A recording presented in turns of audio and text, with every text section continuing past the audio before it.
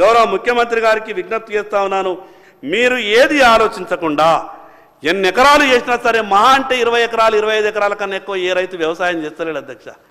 మహా అంటే 20 ఎకరాలు. ఆ 20 ఎకరాలు చేసే వాళ్ళు కూడా 0.5% ఉంటారో ఎక్కువలైతే 5 ఎకరాలు 2 ఎకరాలు 3 ఎకరాలు ఆ రకంగానే చేస్తూ ఉన్నారు. కాబట్టి మిగతా మీకు పెద్ద సేవ అయ్యేది కూడా పెద్దగా ఏముండదు. ఈ 64,000 ఎకరాల గురించి ఆలోచించి మీరు కూడా చెడ్డ పేరు తెచ్చుకోవద్దని మీ ద్వారా ప్రభుత్వానికి విజ్ఞప్తి చేస్తా ఉన్నాను అధ్యక్ష. కేంద్ర ప్రభుత్వం చివరిగా ఇంకొక మాట కూడా ఏమనిపిస్తుంది అధ్యక్ష, 10 సంవత్సరాలు ఈ దేశంలో 11 సంవత్సరాలు అయింది నరేంద్ర మోడీ గారు ప్రధానమంత్రి.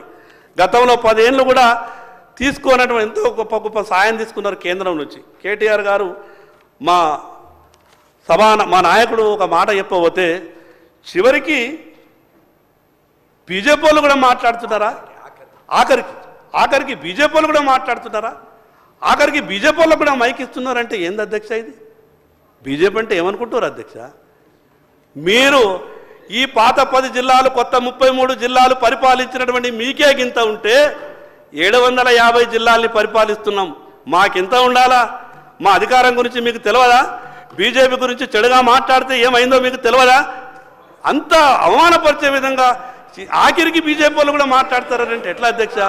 సాటి సభ్యులని ఆ రకంగా మాట్లాడేటప్పుడు కొంచెం బాధ అనిపిస్తుంది అధ్యక్ష.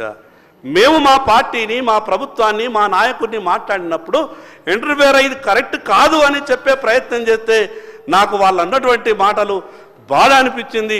సీనియర్ సభ్యులు కొత్త సభ్యుల్ని గౌరవించి వాళ్ళకు కొన్ని విషయాలు చెప్పే విధంగా ప్రయత్నం చేయాలా అధ్యక్ష.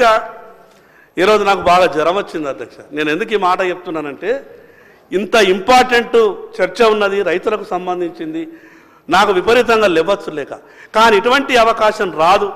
రైతులకు సంబంధించిన సమస్య కాబట్టి రైతుల బాధలు నాకు కూడా ప్రాక్టికల్గా కొంత తెలుసు కాబట్టి ఈ మాటలు చెప్పాలన్నటువంటి ఆలోచనతోనే సభకు వచ్చి ఇవన్నీ విషయాలు చెప్పే విధంగా ప్రయత్నం చేస్తున్నాం అధ్యక్ష. వ్యవసాయ శాఖ మంత్రి గారికి మీ ద్వారా ఒక విజ్ఞప్తి చేస్తూ ఉన్నాను. మీరు వ్యవసాయంలో మీకు చాలా అనుభవం ఉన్నది, మీకు ఉన్నటువంటి అనుభవం నాకు తెలిసినంత ఈ క్యాబినెట్లను మీరు సీనియర్ అని అనుకుంటా బహుశా.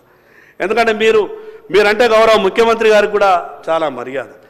బడ్జెట్ రూపకల్పనప్పుడు కొంత ఎక్కువ బడ్జెట్ కేటాయించేటటువంటి ప్రయత్నం చేసి రైతులకు కొంత న్యాయం చేసే విధంగా ప్రయత్నం చేయాలని మీ ద్వారా ప్రభుత్వానికి విజ్ఞప్తి చేస్తున్నాను అధ్యక్ష. ఒకటే నిమిషం అధ్యక్ష, ఎక్కువసేపు లేవు. ఒకటే నిమిషం ఎందుకు చెప్పాలనిపిస్తుంది అధ్యక్ష. ముఖ్యమంత్రి గారు సభలో ఉన్నారు, మా మాటల్ని వింటే కొంత సానుకూలంగా స్పందించి మా సమస్యలు పరిష్కారం అవుతాయి, రైతులకు కొంత భరోసా వస్తున్న ఆలోచనతోనే ఈ విషయాలన్నీ చెప్పే ప్రయత్నం చేస్తున్నా. తిరిగి ఈ మాట చాలా మొదలు ప్రస్తావించిన మాట మరొకసారి గుర్తు చేసే ప్రయత్నం చేస్తా ఉన్నా. వ్యవసాయం చేసేటటువంటి రైతులకు చేన్లకు పోయేటటువంటి తోవలు సార్, ఇది చాలా ఇంపార్టెంట్. వ్యవసాయ శాఖ మంత్రి గారు ఇదొక అంశాన్ని మీరు ప్రత్యేకంగా చేర్చుకోండి.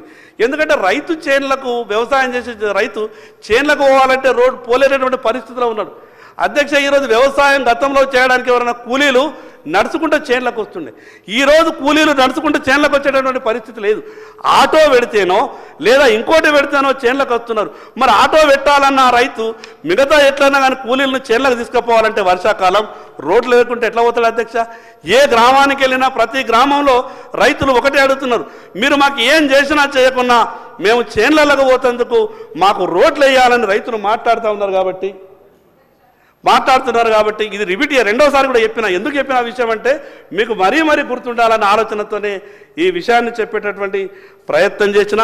అందుకు ఎవరికి ఎక్కడ కూడా ఎటువంటి కటింగులు లేకుండా పూర్తిగా ఈ రైతు భరోసా డబ్బుని రైతుల ఖాతాల్లో వేసే విధంగా ప్రయత్నం చేయాలని, 2 లక్షల రూపాయల రుణమాఫీ గురించి ప్రత్యేకంగా మీరు భరోసా ఇచ్చి తక్కువనే ఉన్నారు బిలో 1% ఉన్నారు, ఎక్కువ ఉన్నారు. మీరే అందరికీ ఇస్తే బాగుంటుందని మా ఆలోచన. అందరికీ ఇస్తే బాగుంటుంది. వ్యవసాయం చేసేవాళ్ళకు గుట్టలకు పుట్టలకు మాత్రం నేను 10 ఎకరాలు 15 ఎకరాలు మీరు అనుకుంటుండొచ్చు, కానీ వ్యవసాయం చేసేటటువంటి రైతులకు అందరికీ ఇస్తే బాగుంటుందని. చివరిగా ఒక మాట అధ్యక్ష, ఒకటే మాట అధ్యక్ష. మహబూబ్ నగర్ జిల్లా కేసముద్రం మండలం నారాయణపూర్ అనే ఊరు. నేను ఎందుకు గౌరవ ముఖ్యమంత్రి గారికి విజ్ఞప్తి చేస్తున్నా వ్యవసాయ శాఖ మంత్రి గారికి మీ ద్వారా అంటే, వీళ్ళు రైతు బంధు మొదలైన తర్వాత ఆ గ్రామం రూపాయి కూడా రైతు బంధుకు నోచుకోలేదు అధ్యక్ష. వీళ్ళకు ఆ ధరణి వల్ల వీళ్ళ పాస్బుక్లు, వీళ్ళ భూములు వీళ్ళకి ఏమి రాలేదు. రైతులందరికీ పడితే పాపం వీళ్ళు వట్టిన చూసుకుంటా ఏరిండు. నేను అందుకు వీళ్ళకు తరపున ప్రత్యేకంగా ప్రభుత్వానికి విజ్ఞప్తి చేస్తా ఉన్నా, వీరు గతంలో కోల్పోయినటువంటి రైతు బంధు అంతా కూడా వీళ్ళకు పట్టాలు వచ్చిన తర్వాత వీరు సాయం చేసే విధంగా ప్రయత్నం చేయాలా. ఏదైనా సమస్య వచ్చినప్పుడు టెక్నికల్గా ఒక ఇన్స్టాల్మెంటు రైతు ఖాతాలో పడకపోతే తిరిగి ఆ టెక్నికల్ సమస్య పూర్తయిన తర్వాత అది 4 ఏళ్ల కింద ఇవ్వాల్సినటువంటి రైతు బంధు కావచ్చు, ఈరోజు ఇచ్చేటటువంటి రైతు భరోసా కావచ్చు, టెక్నికల్గా ఏదన్నా సమస్య ఉంటే తిరిగి రైతు ఖాతాలో వేసే విధంగా ఉత్తర్వులు ఇవ్వాలని మీ ద్వారా విజ్ఞప్తి చేస్తూ, అదేవిధంగా ఈ మాట్లాడే అవకాశం ఇచ్చినటువంటి మీకు ప్రత్యేకంగా ధన్యవాదాలు తెలియజేస్తూ సెలవు తీసుకుంటున్నా అధ్యక్ష. గౌరవ రాష్ట్ర ముఖ్యమంత్రి గారు సీతక్క గారు 2009 నుంచి 14 వరకు కాంగ్రెస్ ప్రభుత్వంలో పెద్ద ఎత్తున పంట పొలాలకు మెటల్ రోడ్లు ఇవ్వడం జరిగింది అధ్యక్ష. ఆ తర్వాత వచ్చిన గవర్నమెంట్ వాటిని విస్మరించింది.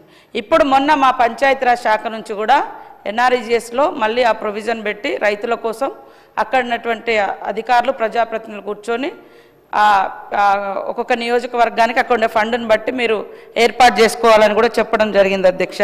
ముఖ్యంగా రైతు భరోసా విషయంలో ఎన్ని ఎకరాల వరకు ఇవ్వాలనేది మాత్రం దాటవేస్తారు.